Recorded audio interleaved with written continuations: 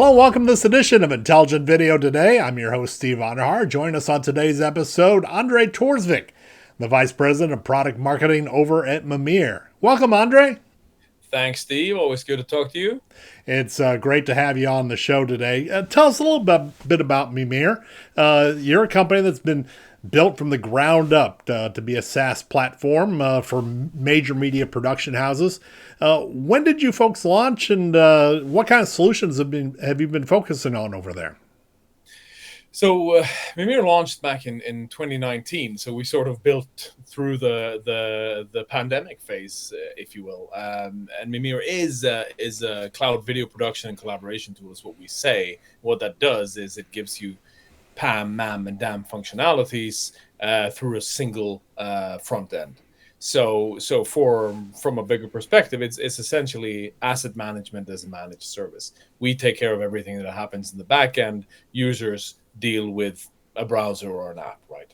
We take care of where all the high-res files live, if it's in an S3 bucket or on a NAS or in cloud storage somewhere. It doesn't really matter. Users deal with proxies, and we work out where the high res is and make it work in the best way possible so that you have the speed you need to find your stuff quickly. Now, you're one of the first producers in this realm to really embrace SaaS in a big way, kind of leading the marketplace in that direction.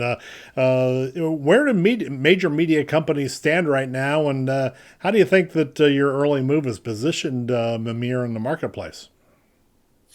I mean, this is where I think our huge advantage is, of course, that we built it as a SaaS, as a cloud native tool from the ground up. So you have there's a lot of cloud washing going on these days, right? There's a lot of stuff being called cloud, or let's call it's cloud near or cloud friendly or cloud first or something, and they avoid using the cloud native because that's an actual term that defines something built off of microservices running on a cloud platform, right? But what that gives you is a huge amount of flexibility. And of course, over the last years, we've seen a lot more uptake and a lot more interest. We're now coming into sort of an age where broadcasters aren't scared by SaaS and cloud from the perspective of security or production security or quality even.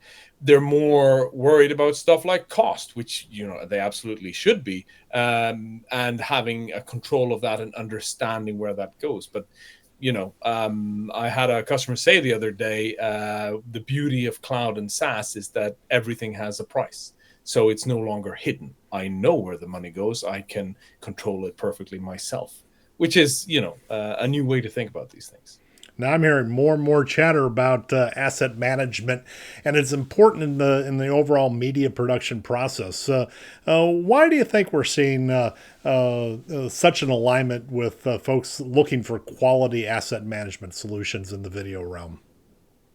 Well, I mean, I think it's always been important to know, what stuff do you have and where is it, and be able to find it. But if you look at where we are now, production companies aren't just serving a single platform or two or three. They're in like the 19s and 20s of platforms with all kinds of social media and linear and digital and whatever platforms they're on. And they're producing content for all of them, and they need specialized content for all of them. So I think of it as it's a trope, but I think of it as a content tsunami, right? There's so much of it now that either you find a way to deal with your stuff or you drown in it, and you're no longer able to leverage that, which is in essence the most important asset a large media producer has, which is all of its existing content.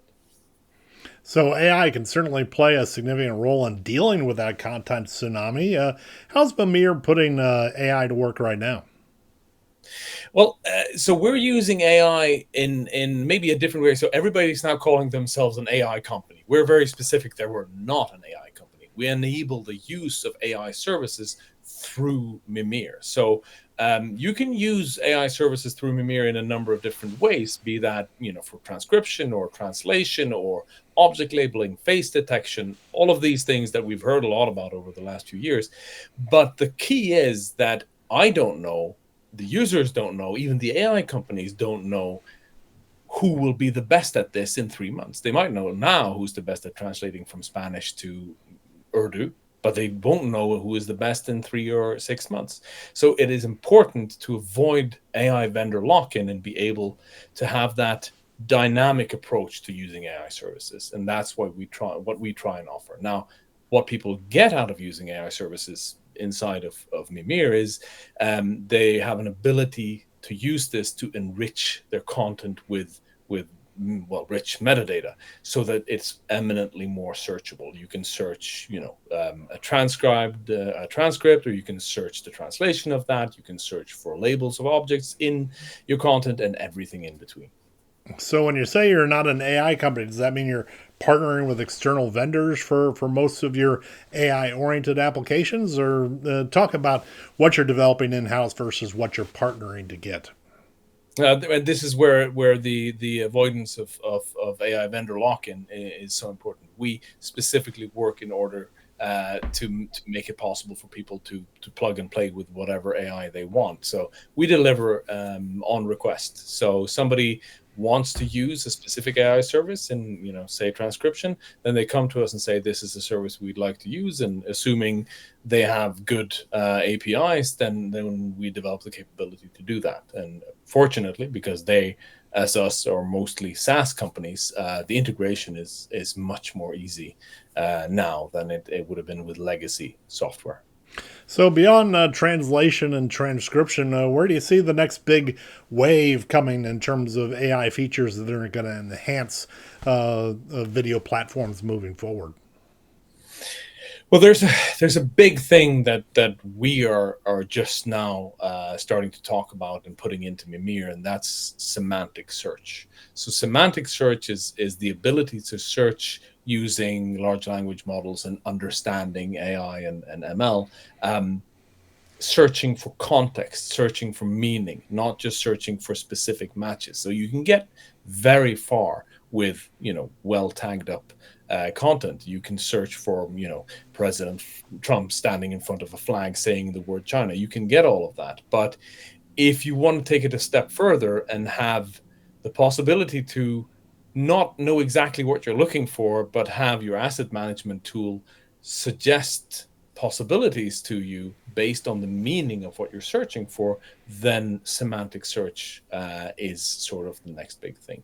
And then I think also, because of the huge amount of content that I was talking about, because of the increased pressures on production, speed and delivery is incredibly important going forward. So being able to deliver hits and the connected files fast, incredibly important, and being able to search not just in near live or recent content, but going from one place and searching all the way from your archives through to your near lives and your produced stuff, through to growing files and lives coming in right now.